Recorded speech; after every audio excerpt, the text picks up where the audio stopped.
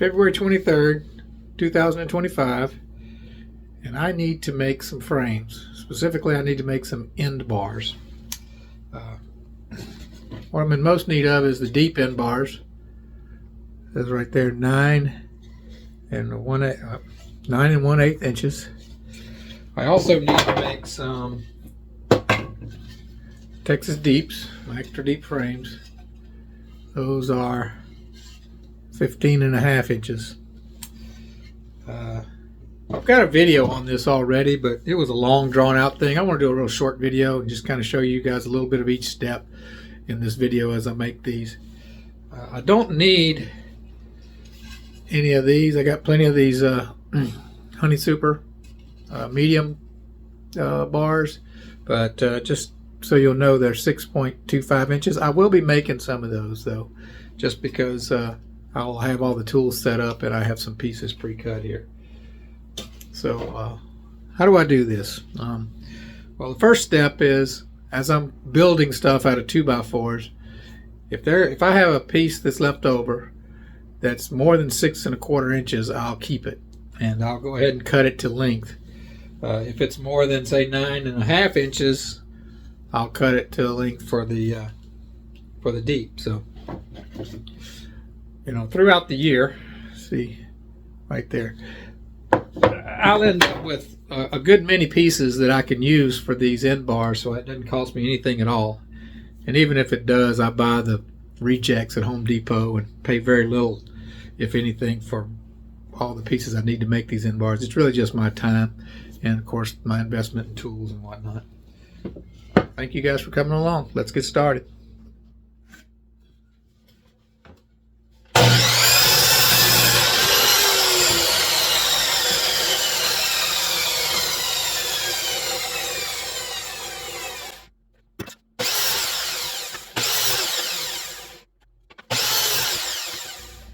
The next step is to take these cut pieces of 2x4s and to take 1/8 inch off, because the width of the frame at the top is 1 3/8 inches. A 2x4 is 1.5 inches.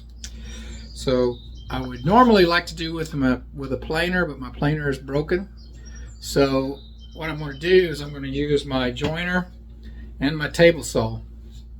The first step is going to be to take this and run one edge, I've already run this one, across the joiner like this, and then I'm going to turn it and put that flat edge against the fence, run it across, flip it over, and run the other side against the fence. And what we'll end up with is a 1/16 off of here and here and here, and these corners should be exactly 90 inches. We'll cut the other part off on the table saw. I'll show you that in just a little bit. But let's go ahead and run these through on the joiner first.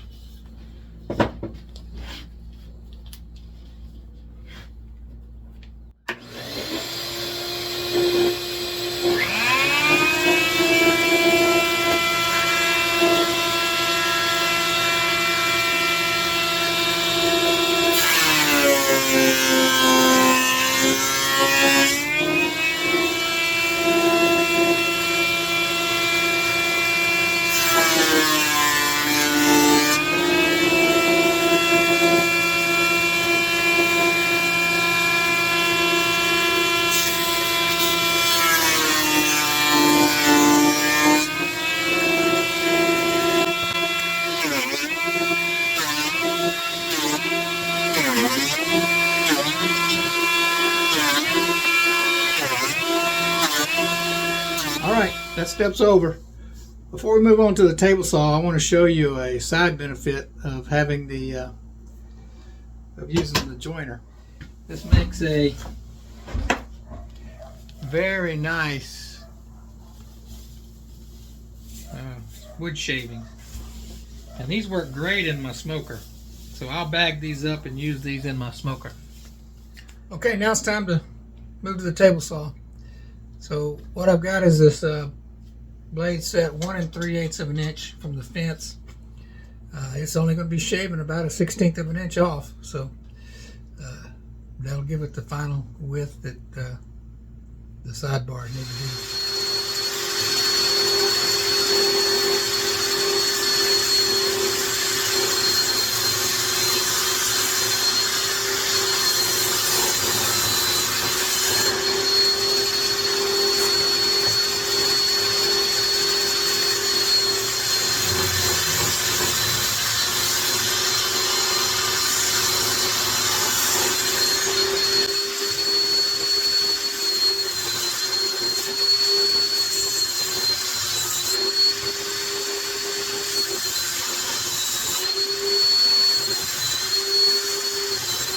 Now Monday morning the 24th, we've got all of our blanks cut out here.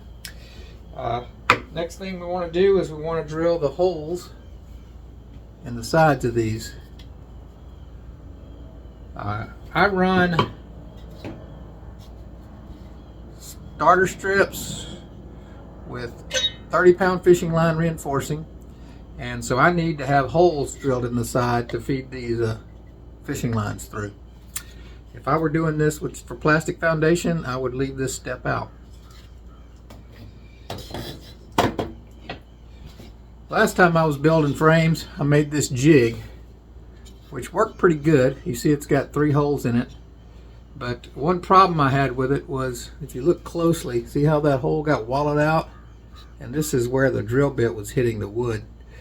So that wood just wasn't very durable. So I made a new jig for this time. We'll see how well it does.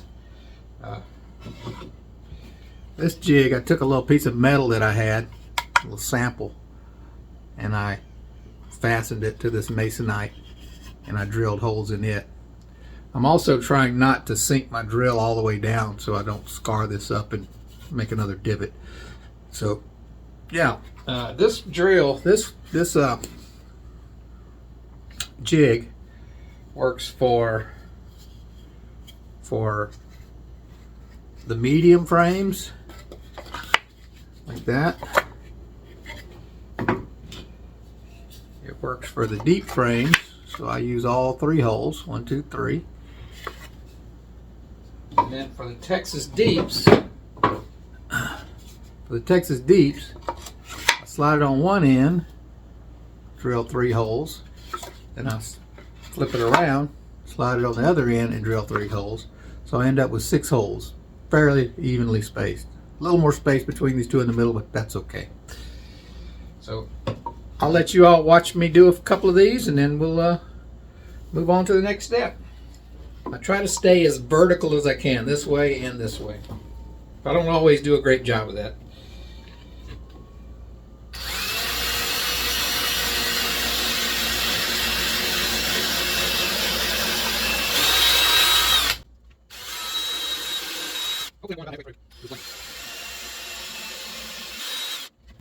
Then I take this, flip it over, put this back on it.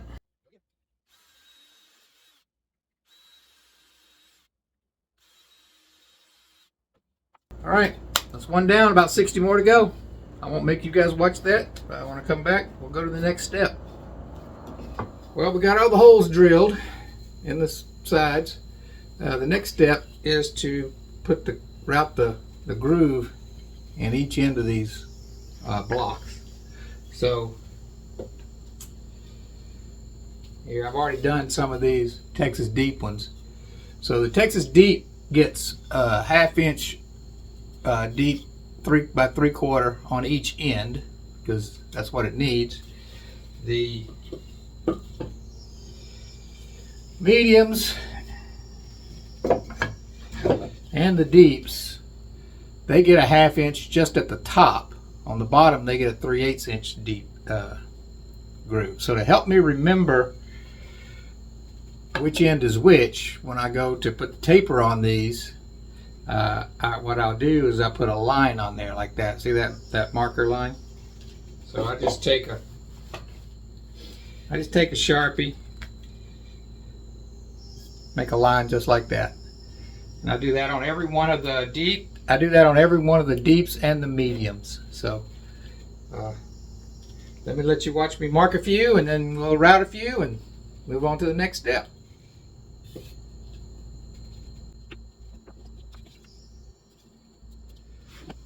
So I have my shop vac strapped down right here to catch the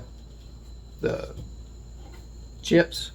These are nice also for smoker fuel, so I'll save these and use them in my smoker fuel stash too. So that's another nice byproduct, and that's from the router rather than the planer or the joiner.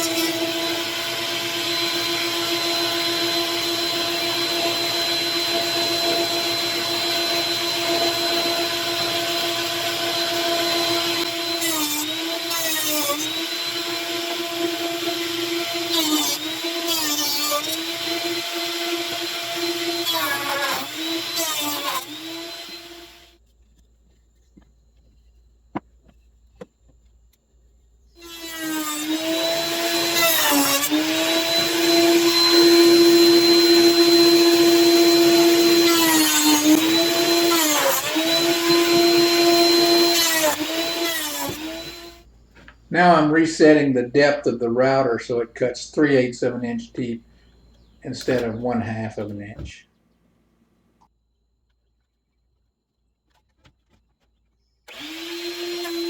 Now I'm checking the depth. Almost there. A little more of an adjustment.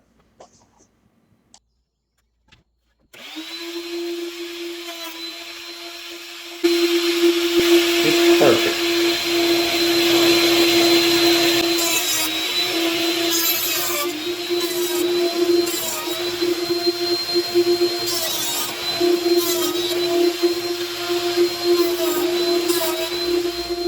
Okay, I've got all the tops and bottoms routed, 3/8 on one end. I'm sorry, 3/8 on one end, 1/2 inch on the other. So next I'm going to put the taper on these. I just did a couple just to check it.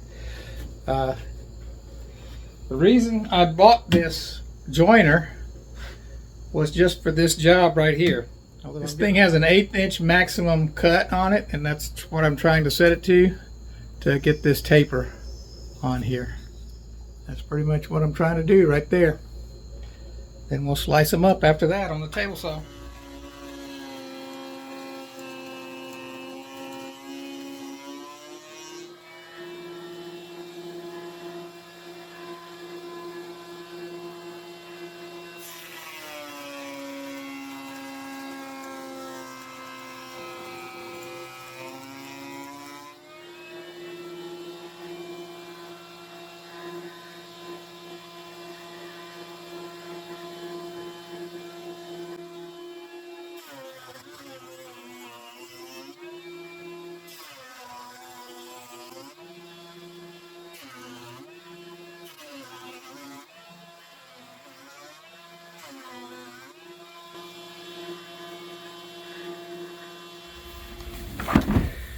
The deeper cut on the joiner, I think, ended up with the best chips yet.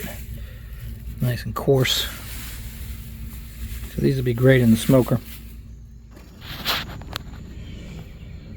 Something I didn't point out earlier was I have these marked on this joiner.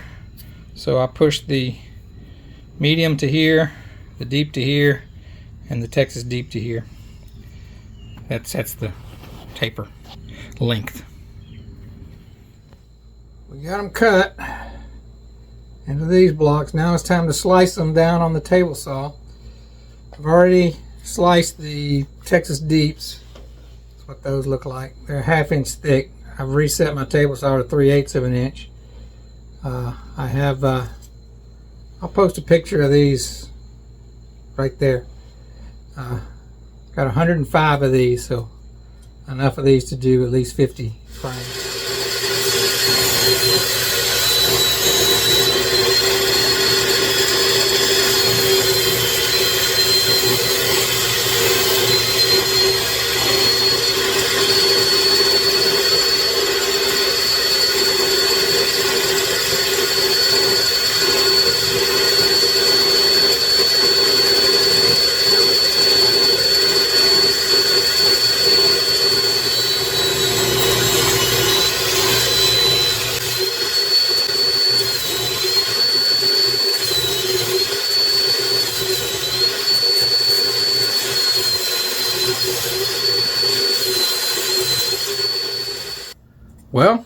they're finished. Let's have a look and see how many we got. Haven't done an exact count yet, but there's 105 Texas Deeps. A couple of buckets, 5-gallon buckets of the regular Deeps, and then about a half a bucket of the medium frames. I really appreciate you guys watching these videos, and I also want to just reiterate that I don't do this necessarily to save money. I certainly don't do it to save time, because it takes way more time than it's worth. It's easier just to buy them. But I spent some time at the expo talking to Skipper Luttrell with 777 Apiaries out of somewhere in Tennessee. I'll post it in the comments below, not the comments, but the description below. He makes these frames commercially, I guess, for people. And I'm getting to the point where I don't have time to make them anymore. I can still make boxes and things and save my time for those and some of the custom things I build. I might just hit Skipper up and pay him to make my frames. I just have such an appreciation for the kind of work that he does that, you know, and I know what goes into it. So, you know, it probably costs a little more than buying them from the big companies, but it's probably worth it too. So, you guys, I hope you have a great season this year, and thank you for watching my videos. It's Philip with RTX Honeybees. Talk to you later.